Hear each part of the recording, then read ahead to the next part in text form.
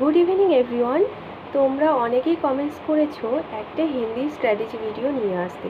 তো চলো আজকের ভিডিওটা সেই নিয়ে তোমরা প্রথম থেকে লাস্ট অবধি ভিডিওটা দেখতে থাকো, আমি বেশি একটা সময় নেব না।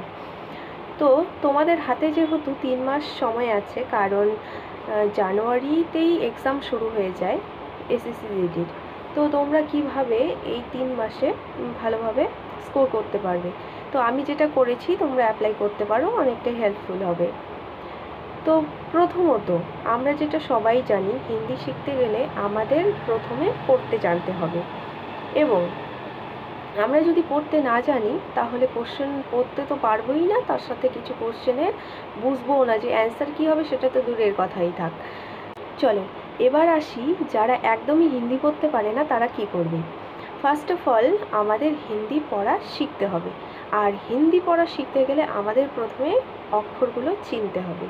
তো ছোটোতে আমরা যা করেছি, যখন আমরা একদমই পড়তে জানিনি তার আগে আমরা কি করেছি সেটাই এখন অ্যাপ্লাই করতে হবে।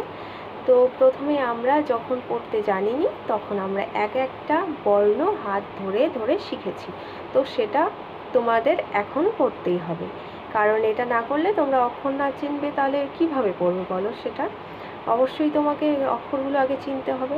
আর যখন তোমার এই বর্ণগুলো শেখা হয়ে যাবে, আর আর দেখো এখন তোমরা অনেকটাই বড় হয়েছো, ছোটোবেলাকার মতো অতটা টাইমও লাগবে না শিখতে। তো একদিনের মধ্যেই তোমরা এই বর্ণগুলো শিখে যাবে। এখন তোমরা এই বর্ণগুলো চেনা শিখে গেলে এরপর কি করবে, এরপর তোমরা যখন এই বর্ণ শেখা হয়ে গেল এবং সামনে দেখলেই সামনে যখন বর্ণগুলো আসবে একদম চোখের সামনে ভাসবে যে এটা ক, এটা খ, এটা স্বরে, এটা স্বরেয়া, ঠিক তারপরেই তোমরা রিডিং পড়া শুরু করবে। প্রতিদিন 30 মিনিট করে রিডিং তোমাকে পড়তেই হবে। তো যে কোনো তোমরা খবরের কাগজ নিলে হিন্দিতে, কারণ তোমরা হিন্দি শিখছো, বাংলা তো তোমরা পারোই। তো কোনো আর্টিকেল পড়লে বা খবরের কাগজ পড়লে বা ইউটিউবে সার্চ করে তোমরা হিন্দি কোনো রিডিং বা কোনো গল্পের বইটই পড়তে পারো, যেটা তোমার ইন্টারেস্টিং লাগে ওটা বেশি পড়বে, কারণ সেটা পড়লে তোমার শেখার চাহিদাটাও আর কি ভালো হবে, তোমাদের শিখতেও সুবিধা হবে, ভালো লাগবে। তো এটাই। আর এখন তোমরা যখন রিডিং পড়া একদমই শিখে গেছো, এবার তোমরা এই প্র্যাকটিস সেট করতে থাকবে। আর প্র্যাকটিস সেটের মধ্যে বেশিরভাগ সেটগুলো প্রিভিয়াস ইয়ার যেগুলো কোশ্চেন সেগুলো সলভ করো, কারণ এসএসসি যে এক্সামগুলো হয় ওগুলো প্রিভিয়াস ইয়ার কোশ্চেনগুলো করলে অনেকটাই সুবিধা হয়, কারণ সেখান থেকেই বেশি আসে। তো সেটা করবে। এবং এর আগের বার যেটা এক্সাম হয়েছিল সেখানে 53টা শিফটে এক্সাম হয়েছিল, তো ওই 53টা সেট তোমরা সলভ করবে।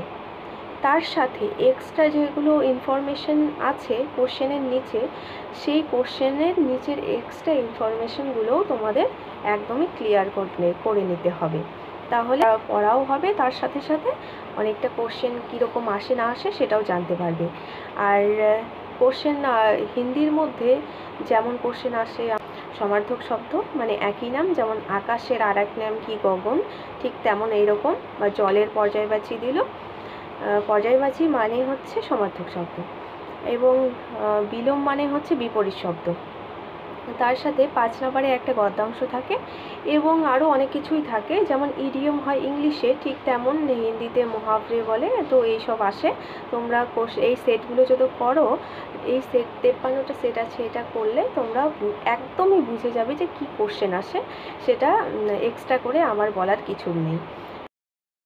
আর এই 53টা সেট তোমরা যে সলভ করবে, তার সাথে এই যে সেটগুলো কিন্তু একবার করে ছেড়ে দেবে না, সেটা বারবার করে রিঅ্যাটেম্প্ট করতে পারো কি রিঅ্যাটেম্প্ট করবে, কারণ একবার সেটগুলো করলে তোমাদের অতটা মাথায় ঢুকবে না, তোমরা বারবার করে সেটগুলো করবে, তাহলে দেখো অনেকটাই ইমপ্রুভ হবে তোমার পড়ার ক্ষেত্রেও, বা এক্সামে স্কোর বেশি আসবেই আসবে। আর এই সেটগুলো শেষ করে তোমরা এই ভিডিওর কমেন্ট বক্সে এসে কমেন্ট করে যেও যে তোমার ইমপ্রুভ হয়েছে কি না। আশা করি তোমরা আমার কথা অনেকটাই ভালোভাবে বুঝতে পেরেছো। তো চলো ভিডিওটাও আর বাড়াচ্ছি না, দেখা হচ্ছে নেক্সট অন্য কোনো একটা ভিডিওয়। সবাই ভালো থেকো।